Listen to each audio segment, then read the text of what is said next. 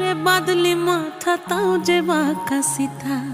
মেদিনীপুরে রায়না চিরন বাঁকুড়ার ওই ফিতা আর যতন করে বাঁধলি মাথা তাও যে বাঁকা সিথা